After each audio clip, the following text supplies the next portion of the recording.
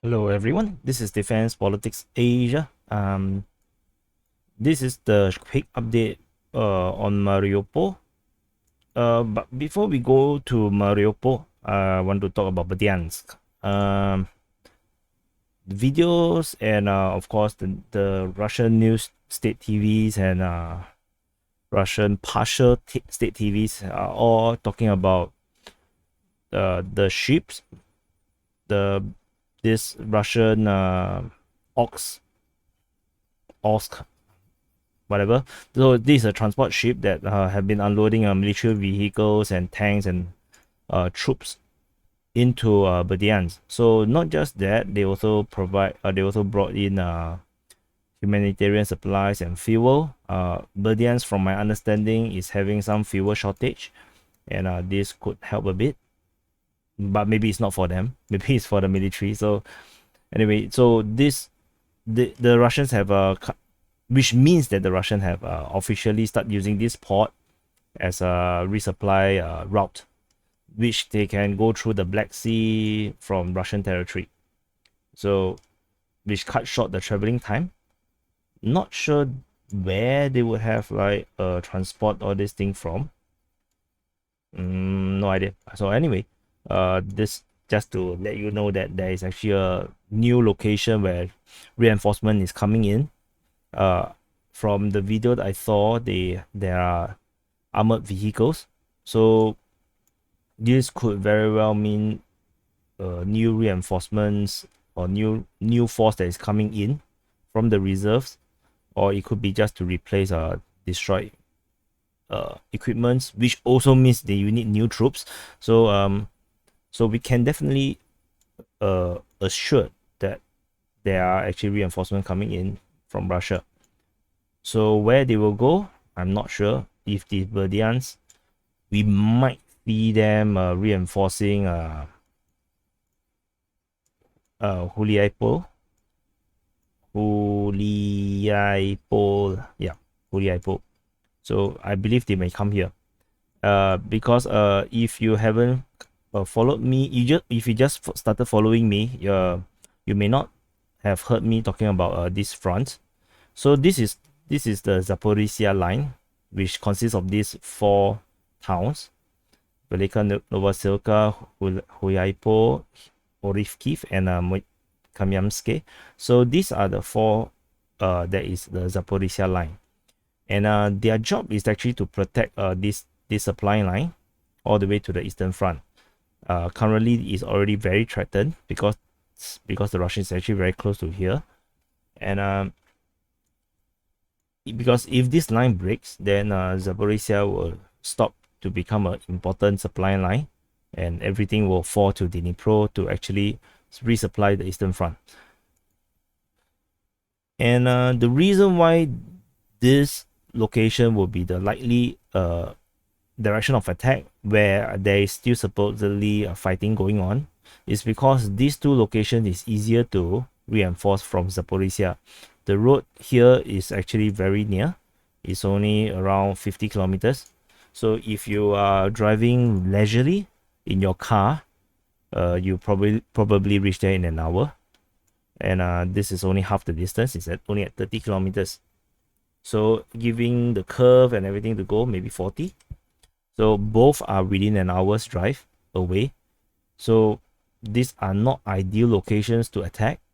So if you attack here, then the reinforcement will actually have a lot more distance to travel before they can arrive at Huliaipol, which is around 120 kilometers away. Which is why this is the point where you want to attack, and because Pokrov is a key junction as well, so they want to take this, because when you take Pokrov, you can go up to Kryhorivka, and that will destroy the entire supply line from on this southern side. All this main road will not be usable. The only road left will be the central road through Dnipro, via Pelovrad, and then Slovianska, and then Pokrov over here. So this will be the only road left. So that's why this position have to hold, which is why this this fight have been taking like a week already, and it's still not over. I think the Ukrainians continues to resupply. They allegedly have moved civilians out, evacuated them out. The numbers are all quite small. From I see like 60, 40, 30, that kind of number. Like one bus ride, one bus can have could have like fill them up. But this battle have been fighting for a long time. If you look at it closely, it's just a suburb kind of thing. There's high buildings in the middle here. So this is taking way too long to fight. So that means the Ukrainians have been reinforcing this position consistently, much like what they did for Izium, where the whole thing just got stuck there. So these are all critical entry to cut off the entire East Army. So Izium must hold, because if not, this entire northern road is gone. That means Poltava will be essentially irrelevant to the Eastern Army.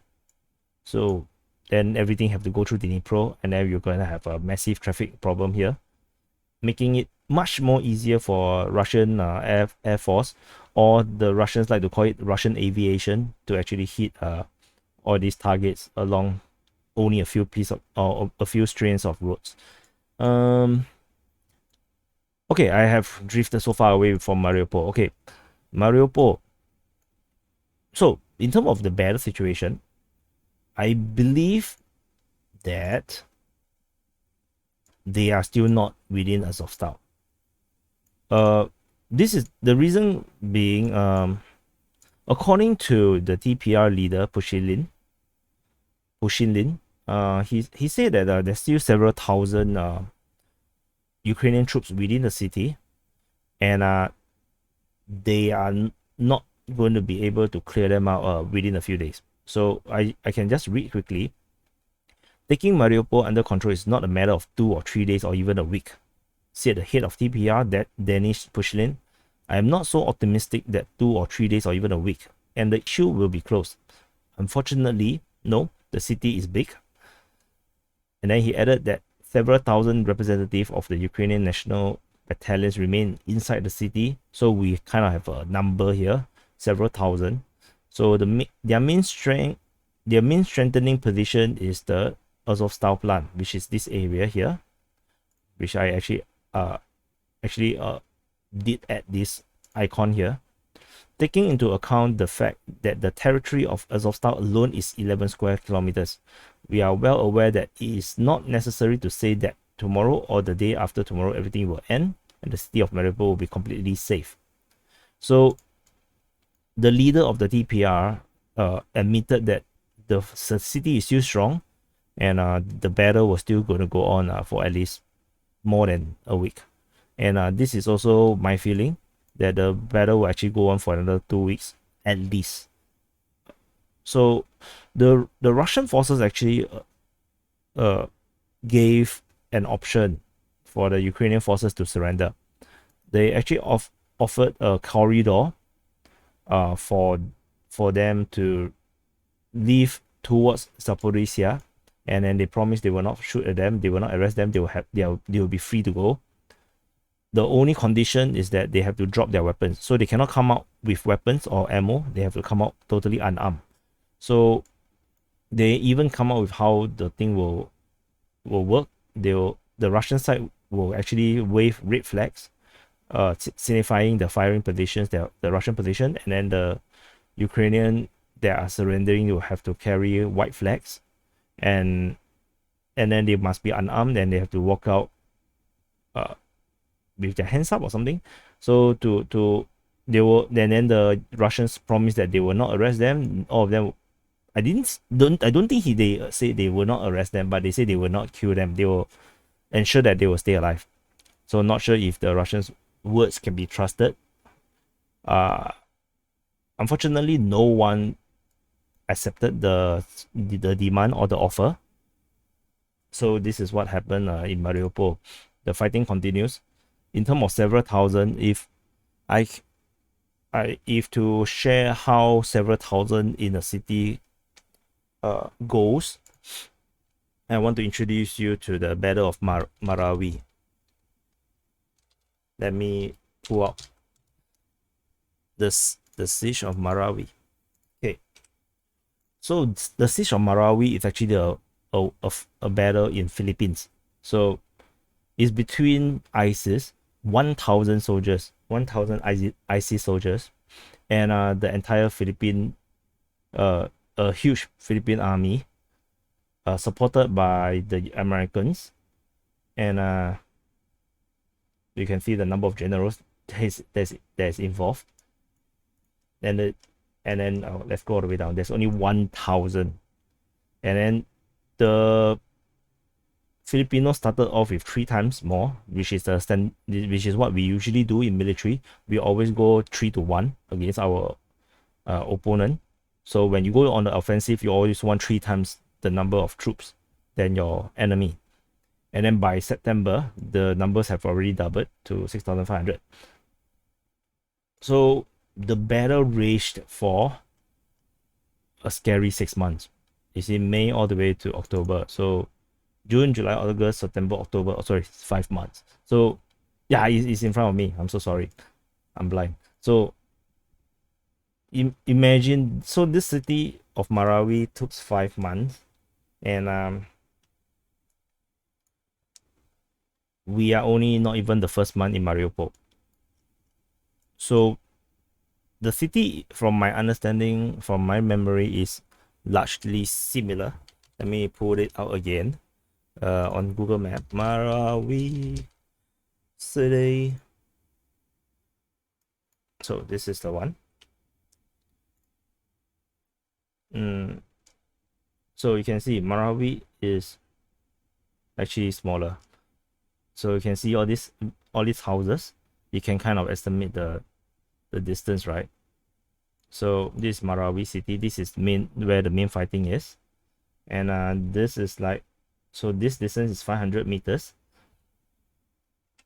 If we go back to this, do we have distance? So the 500 meters is only like this.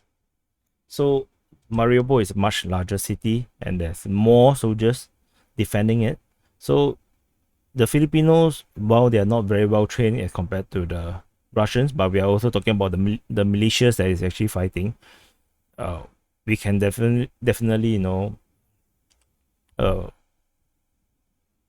is actually believable that this fight against extremists, just like ISIS are also extremists who are willing to fight to the death, fight to the last man.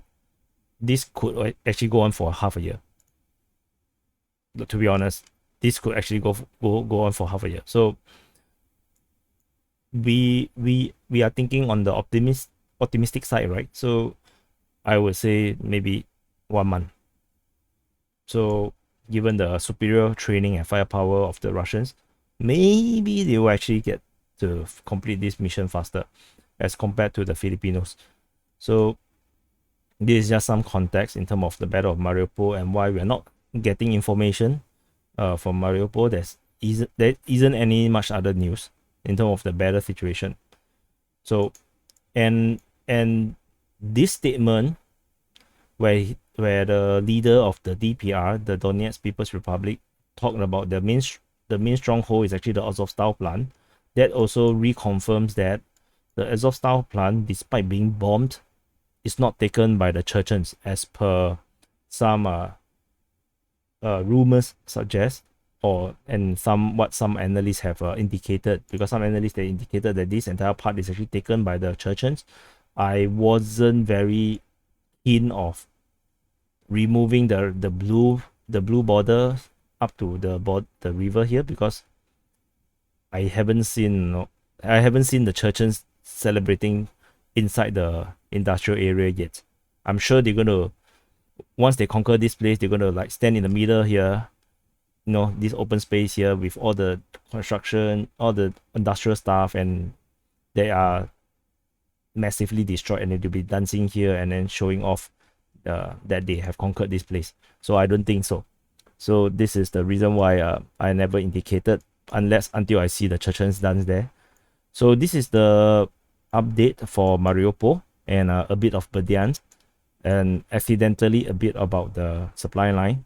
So this is just a not so quick update. So yeah, so hope you'll support me by subscribing. If you have not subscribed, do like the video and do share it to your friends who are, or your community that's actually interested in the about the battle happening over in Ukraine.